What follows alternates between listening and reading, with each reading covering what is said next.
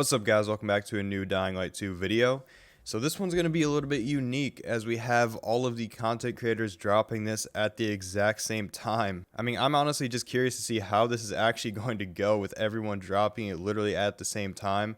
It's going to be such madness. Overall, I think this is going to be an awesome way to do things, just to compare the 2019 to 2021 gameplay, getting a lot of different viewpoints on certain topics and getting everybody's thoughts. If you guys aren't subscribed, only about 18% of you are. I would appreciate it if you drop that subscription to get us to that 10K goal by Dying Light 2's release. So my designated role to cover is going to be factions. Specifically, I said I was going to cover the Renegades and the Wildcard faction in details. But yeah, just to hop into it, I guess. I mean, the Survivors and Peacekeepers are one of the hardest groups to compare, just because there's not a whole lot of difference. The very notable thing, I guess, is back in 2019, the Survivors weren't really a thing. Of course, they were called the Scavengers back in the day, for anyone who remembers that. But overall, the Scavengers we did not have too many details on. The two main details we had on the Peacekeepers and Survivors, or Scavengers, was the fact that the Scavengers were more looking forward to build up safe areas and move outward. They weren't going to be focusing on infected as much. The Peacekeepers were supposedly the ones that were going to be actually going into areas,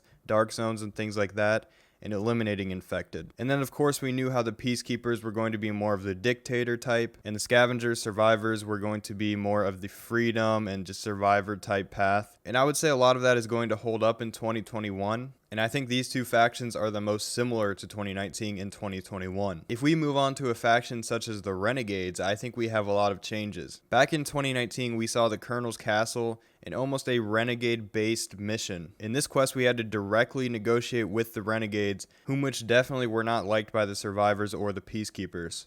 The Renegades from 2019, in my opinion, seemed a lot more sophisticated. If we jump forward to 2021, a lot of the Renegades on the ground seem to be a lot more idiotic. You know, now in 2021, we have the classic line almost every Renegade on the ground says, "We'll be taking that electricity," or something about electricity. PK morons!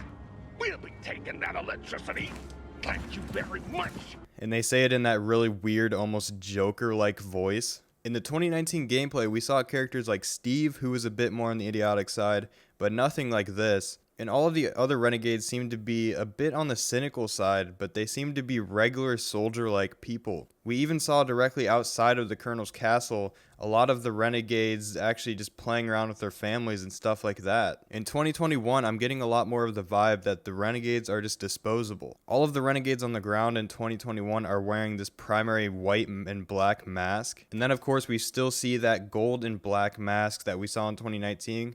But we're only seeing that on higher ups from the Renegades. So really what I think the Renegades have turned into are a faction that has a lot of idiotic soldiers on the ground, and I'm hoping we still see a very strategic colonel in this game, similar to the one we negotiated with in 2019, and some other sophisticated higher ups in the Renegade faction. So overall, I wasn't a huge fan at first, but when I step back and consider that all of the Renegades we've seen in 2021 have mostly been on the ground, then I think there's still a big chance the Renegades could be as interesting as they were in 2019. So the one other question we have to ask here, which might be stepping a little bit out of my boundary here, but the choices regarding the Renegades. We know, of course, we can choose between the Survivors and Peacekeepers. Back in 2019, we were under the impression we could choose from the Renegades as well. So is that going to still be a thing? We're totally unsure of. A lot of people are theorizing that will come later down in the game, as 2019 was showed off later in the game. And right now in 2021, we're seeing a lot of early gameplay, so we may not have that option yet. The wildcard factions in Dying Light 2 a few years ago, man, were the biggest sellers for me. Easily the most hype part of the game for me were the wildcard factions. The overall scheme of the wildcard faction, though, just to explain it quickly here, was that there's going to be many small factions around the map who aren't as big as the three main factions. These would be factions that are going to be able to influence certain decisions in certain areas and aren't necessarily going to be as powerful as someone like the PKs. But let's say in District 5, maybe a wildcard faction is actually able to take over there. This is a concept from 2018/2019, and we have heard nothing about it since then. And Techland gave us a very nice sort of sub-story where there's actually factions fighting over an area. We had a fight between the Untainted Scavengers or Survivors and Peacekeepers over a pool area. And the idea was that the player, Aiden, is able to actually influence which faction gets the area. If the peacekeepers get the area, they're going to turn it into a training ground. If the scavengers got the area, they were going to turn it into a biofuel production area. And finally, if the untainted got the area, they were said to turn it into a place where they were going to grow enhancement drugs, and that these drugs would possibly be able to be sold around the map to different factions, to Aiden,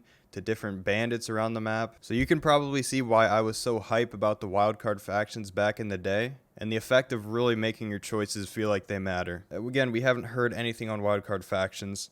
As of now, it doesn't look like we're going to be able to find out much about them until release. I mean, we only have a couple months left, so I don't see anything huge coming out about wildcard factions, which is unfortunate, but at the same time, I'm willing to wait. But a simple confirmation that wildcard factions are still in the game would be very nice. Now, I'm leaving out some possible discussion about bandits. They were shown as one of the main factions on the map we actually saw. So who knows, maybe the bandits took the place of the wildcard factions. Maybe they're still in the game. It's just so tough to tell. I hope overall this video gave you a rough detail of how factions ran back in 2019. How are they supposed to run? Like I said, just a lot of uncertainty about certain features, but overall I'm optimistic still. Be sure to check out the other creators' videos as well. They will be linked in a playlist, I believe. In the description probably, or in the comments, look there. Thank you guys for watching. Like the video if you enjoyed it. Subscribe if you want more Dying Light 2 videos.